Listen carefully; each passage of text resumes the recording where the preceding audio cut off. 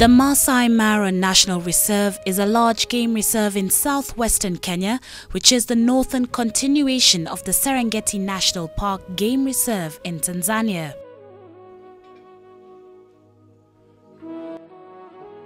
It is famous for its exceptional population of big cats, game, and the annual migration of zebra and wildebeest from the Serengeti every year, an occurrence that qualifies it as a much sought-after tourist attraction site. The phenomenon has come with the establishment of significant number of lodges and camps, as well as a good number of airstrips to facilitate touristic needs. However, one camp, the Mara Intipid, has curved itself a niche, opting to go beyond catering to the needs of tourists by extending a helping hand to the Maasai, an indigenous community residing within the Mara. On this particular occasion, Mara Intipid, a constituent of the Heritage Group of Hotels, in collaboration with a group christened the Medical and Educational Aid to Kenya, otherwise known as MEEK, came to the rescue of the large number of Maasai tribesmen weighed down by terminal eye ailments by setting up a free eye clinic, the location being the Mara Intipid. So just how did this Mara Safari Eye Camp come to be? We started MEEK really in a small way when we first came to Kenya in 1982. Like most people, we immediately fell in love with the country. We started to bring a few pens and pencils out for distributing to the children over here, and it escalated into a situation where we were offered medical consumables, which we were bringing over and bartering these with hospitals for operations for people who needed it. Meet Mike Bellier, the founder and director of MEEK, and he gives us a brief background on the organization.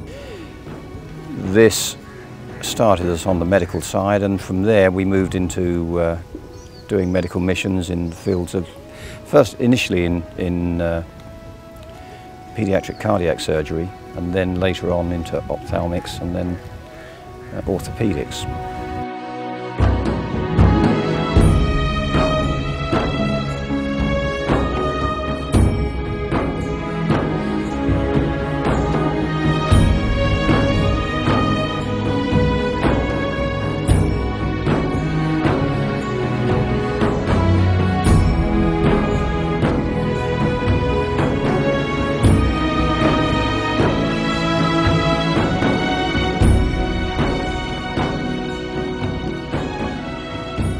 We could not help but wonder what inspired him to start this foundation in Kenya. Those early years when we came in 1982, I was walking along the beach here, watching the fishermen work, and I suddenly realised that one of them was wearing one of my t-shirts. So I said to my wife, "That guy's got my t-shirt on." She said, "Yes." I said, "Well, why has he got my t-shirt on?" She said, "Well, I gave it to him." I said, "Well, why did you give him my t-shirt?" And she said, "Well, he needs it more than you do." And of course, I couldn't argue with that. He did need it more than I did. So that started us off. Heritage Hotels, which prides itself as a brand, hosting a good number of top-of-the-range hospitality facilities around the country and beyond, came across the MEEK team, an outfit marshalled by Mike Bellier and his wife Dee Bellier, as they were headed for one of their several missions. It is this remarkable meeting that charted a long-standing partnership that has seen many sad faces regain smiles that were long gone. When you are able to help a child who's seriously ill, you wouldn't be human if you didn't get a great deal of warmth and pleasure out of being able to put them right. But strangely, I think to some extent I get even more pleasure out of seeing the faces of the parents of these children. As a parent myself, I can imagine the anguish that you must have if you have a child who's seriously ill and you actually haven't got the resources to help them. Behind Mike's success is his wife Dee Bellier. Dee plays an integral role to ensure the smooth running and success of MEEK's projects. She combs the country far and wide, sinking deep into the remote areas in search of patients in urgent need of either eye or heart surgeries.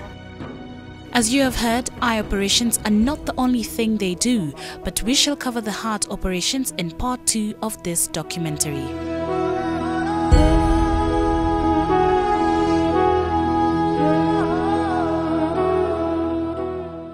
The eye diseases that are being dealt with here are trachoma, glaucoma and cataracts. We understand that these diseases are prevalent in the Maasai and other nomadic communities, and we sought to find out why. Hapa mahali tuko ni hao wa Maasai ni wafugaji. Ni watu wanafuga ng'ombe, kondoo na kila kitu. Na mahali wanaishi katikati ya boma yao inaleta ng'ombe, wanachenga boma round wanaleta ng'ombe katikati. Utaweza pata mara mingi wanapata shida ya hii macho kwa sababu ya mainsi. Unapata insi zinaangukia hata watoto wakikuwa wadogo, mtoto hawezi fukusa kwa sababu hawezi.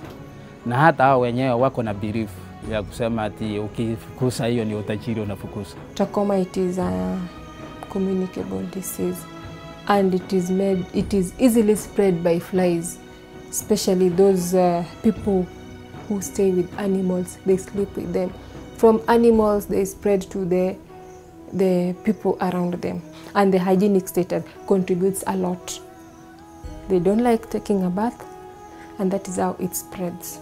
So how do they go about doing their work? They start by screening the patients, as can be seen here.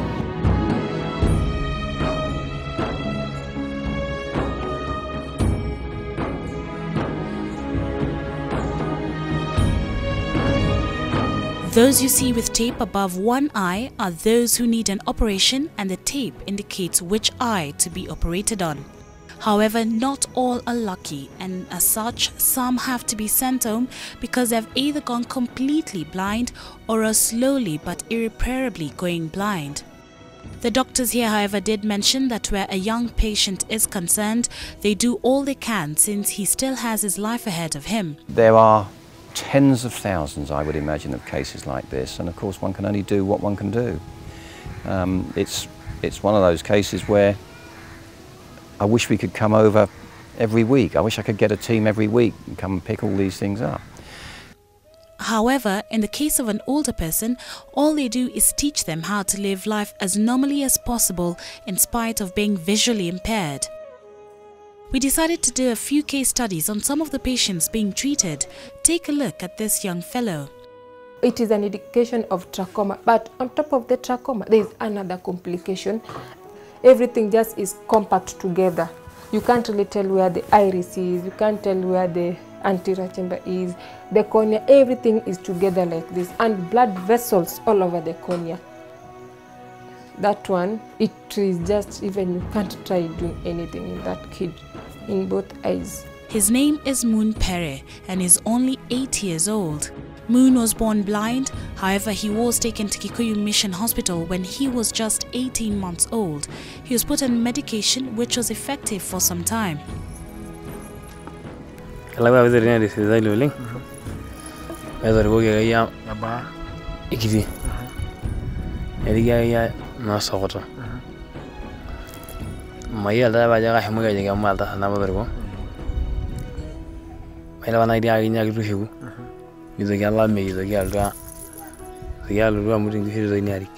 His condition then started to deteriorate when he stopped the medication due to financial difficulties.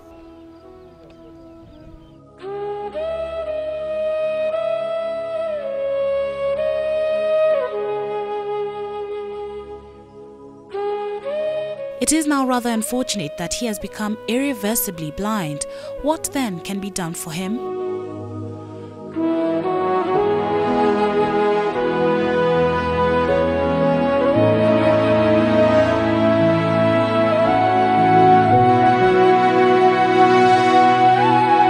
We also spoke to his older brother, who tells us how young Moon's condition has affected their family. Then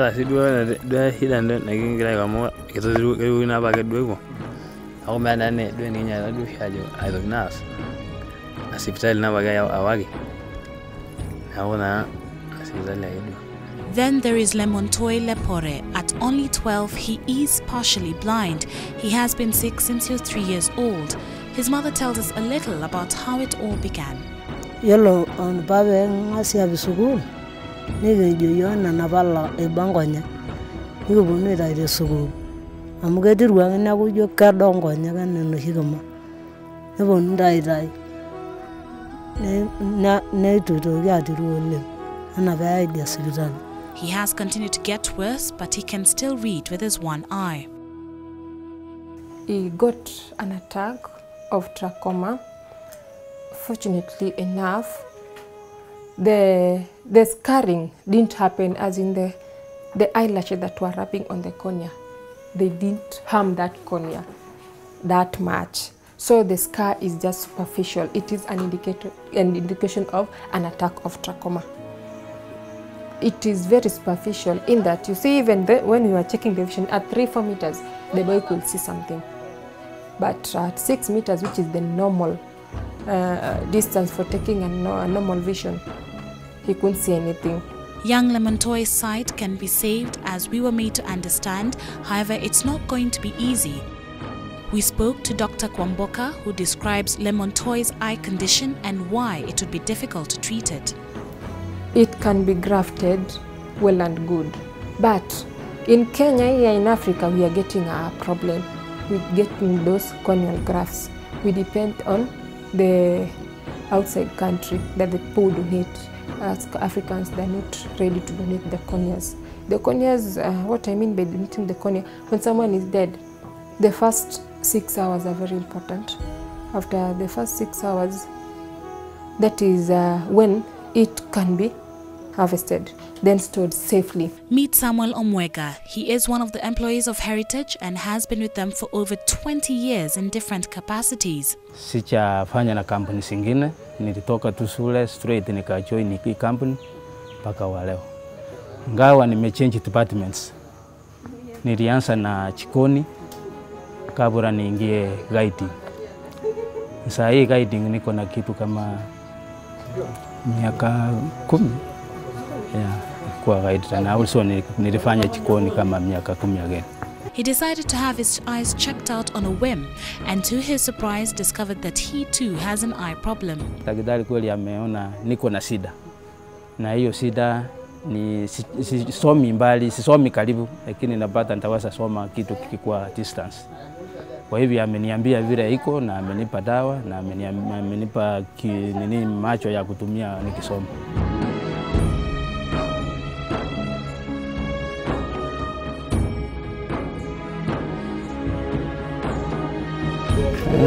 Hii kliniki sio hatuwezi sema ni ya staff peke yake, kwa sababu inasaidia staff na inasaidia community yenye inatoka wale wako karibu na sisi. Sana sana kama hapa tuko na Wamasai ndio wako karibu na hii rochi yetu. Kwa hivyo hii kliniki inasaidia both sides. So we wanted to find out from the doctor, is it preventable? What precautions need to be taken to avoid a recurrence? Your clothes have to be clean. You should not be sleeping with the kettle. You should be, like if you don't have any source of clean water next to your house, just improvise any type of like a drum. Just fix thing that will drip. We really advise them to use running water.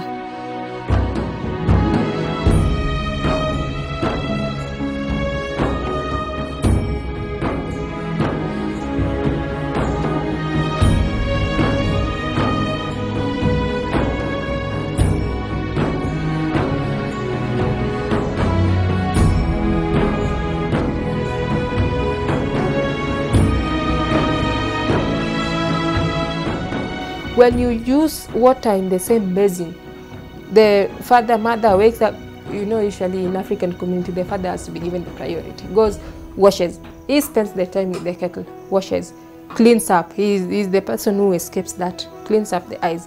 The next person coming is the mother. Then the younger ones, they're the last people to clean their eyes. Very unfortunate for them. All of them, they get the condition. It's certainly discharge, a lot of discharge with heavy. We do give them even the symptoms of the condition. Discharge, you must clean those eyes. Very early in the morning with running water, just a little bit of water, clean water, running, it is enough. for you. Then no sharing of clothes. We do even tell them they take a piece of cloth if they see water is scarce. They divide it into 4. One corner for today, another corner for tomorrow, like that. After 4 days, they can wash it. And for those who are not lucky to have their eyesight saved, what's next for them? Apart from the eye care meaning restoring the sight, we have rehabilitation and we have low vision therapy. Low vision therapy basically is mostly we deal with children, the blind, those people who are partially blind, meaning that they have some vision but at least they can see. There are those people who can use magnifiers. Most of them, like the albinos, can use very high powers of glasses or sometimes magnifiers.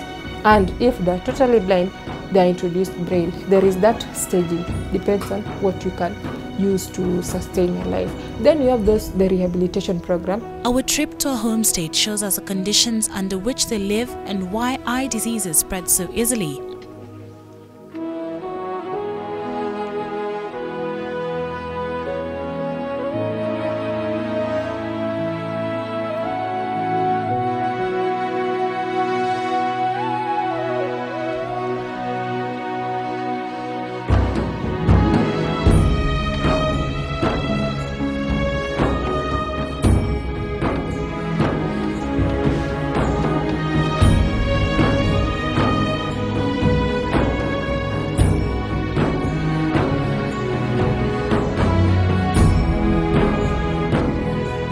But get this, for the Maasai community, this is their way of life, and it is known that the Maasai are deep-rooted in their culture, and so expecting them to change suddenly is not an easy task.